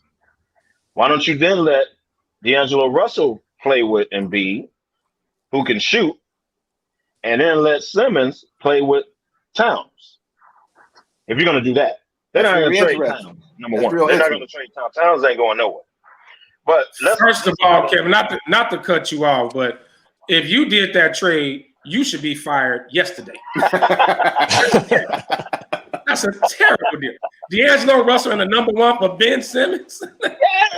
Yeah. I mean, there's gonna be some more thrown in it. There's gonna be some. I'm just saying. You're gonna trade your number 1 pick, a shooter for a non-shooter. I'm with Damani. Now that you said that statement, nobody would never hire you right now. So you just blew your pre-interview. Man, the only reason I said that is because Towns ain't going nowhere. We already know it. And if you want to shake up the Sixers, something got to be done. I agree with Ben. This is smoke and mirrors. Elton Brand is on the phone right now. There are offers coming in. Trust. He has to say that so we can stop talking about this publicly. But he knows behind the scenes he has to do something. Not just the coach. Or he gone. Right. Or he gone. Exactly. Well, we already know a smoke and mirrors, man. We talked about this for several shows now. If those two will be able to coexist, and we all came to pretty much the same conclusion.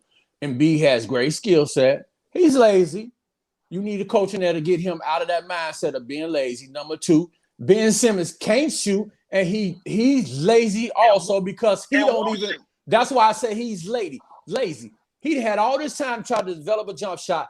Has he put in any work to develop his jump shot? No. So he's lazy. In order for Philly to go anywhere, they need to get rid of Simmons. You building your team around Embiid. Embiid is your player, not Simmons, because Simmons can't shoot.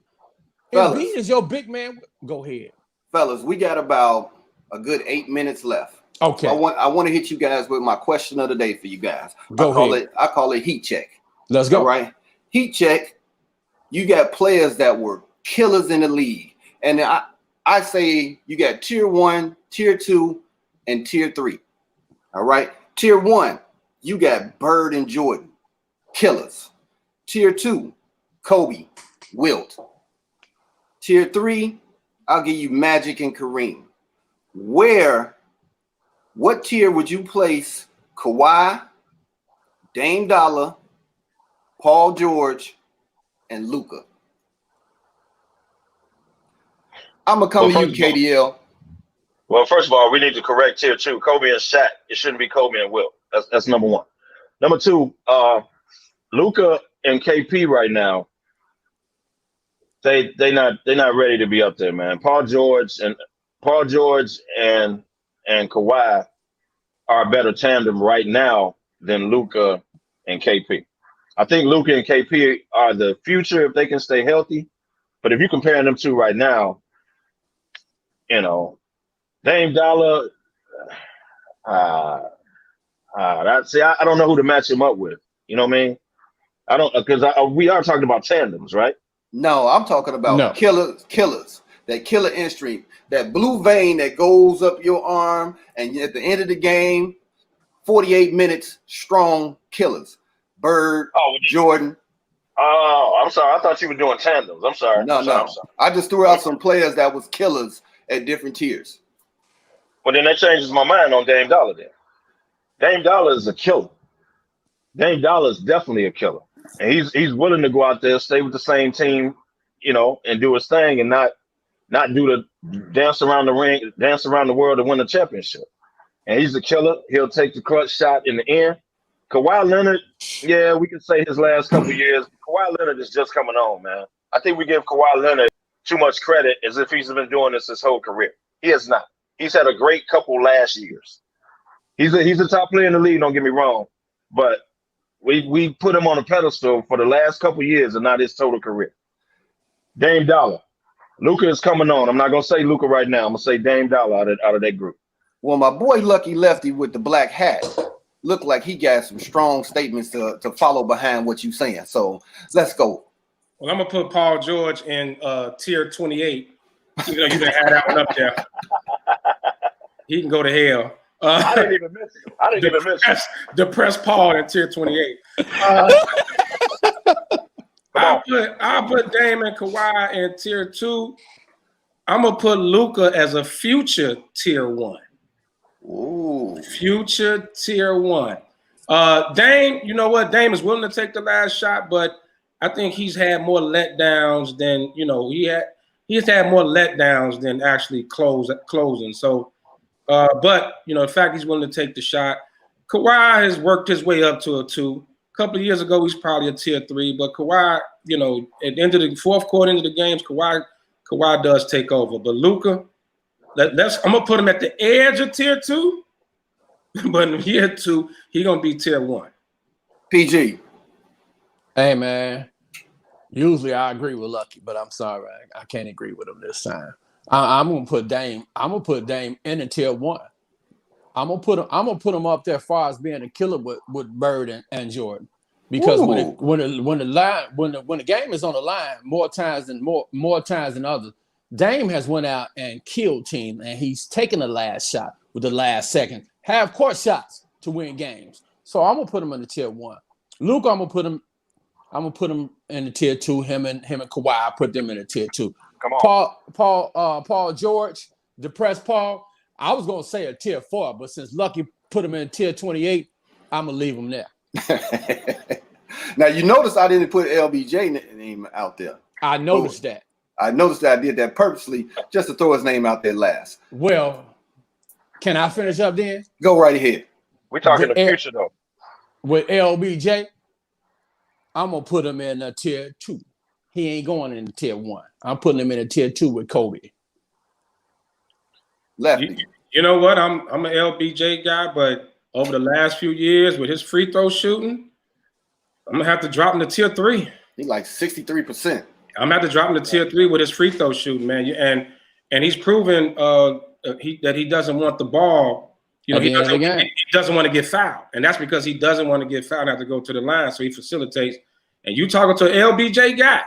Oh man, look, I'm gonna put him in tier 3. I'm gonna put him in tier 3. Hold on, Ben. You know I'm right on this. I've never heard him say, as much as I say he don't want the ball, it's clear that he don't want the ball. Man, you finally admitted this on national. Hey man, I'm proud of you, man. Hey, Kev. I gotta be honest, man. Kev, LBJ a free throw. He got the Nick Anderson syndrome. Whoa. Yeah, it's a mental thing. It's definitely a mental thing. Yeah, unless he's winning. Now, if he's winning, he's comfortable as all get out. But if they behind, he'll blow some free throws to cost the game. He don't want it, man. He don't want to go there. Fellas, we got about 2 minutes, man. I'm gonna let you guys get your parting shots, man. So we come to the end of the show. PG, I'm gonna let you go first, my man. Hey, as always, I just want to thank everybody for viewing, tuning in, giving it more support to us. We definitely appreciate it. With everything that's going out, educate yourself. Get out there. Think about these people you vote for. Go and vote. You might think your vote don't count, but your vote counts. We cannot let the current administration get back into that White House again. If so, we in trouble. KDL. I agree with PG on the voting thing. I think it's kind of obvious if you're watching what's going on in America. I think we all need to do it. And I think if you're not at least registered, get registered. That's neither here nor there. I'm almost going in my dad mode, but that's neither here nor there. I want to give a shout out to Sean, who was on earlier in the show. Big ups. Social media. Y'all know our social media is huge. SmokeFellas, our social media is huge. So if we can all go to his site and post and put it out there to at least get the attention of it, I think we all should do that, man. That'd be cool on our part as fellas. Lefty. My parting message, first of all, thanks to everybody for chiming in and tuning in and watching. But let's stay focused, man. Let's not let the message overtake the cause like we did with Kaepernick. You know, let's not focus on the sports and stuff like that. Let's keep pressure on these lawmakers, man, because change got to come, man. This can't keep going on. Whether it's by voting or whatever we got to do, man, we got to get on these lawmakers and let's just stay focused. Let's not worry about, canceling the NBA playoffs and if Major League Baseball is racist and all that. No, let's stay focused. Let's keep our eyes on the prize, man. And definitely, we got to push change. Got to happen. All right, fellas, we have come to the end of this show, man. And I appreciate all our fans for tuning in, chiming in, and showing a lot of love. Big ups to Sean for coming on the show. He has a powerful cause. And if you have not, go back, rewind the show, get the website, vote on his page, and let's just get out and vote, man. I appreciate my panel, Lefty, PG, KDL, man. Much love to you guys. We have done a wonderful show today, and we will be back next Saturday at noon with more sports action and the world of sports, man. Tune in. Peace, brothers. Peace out. People.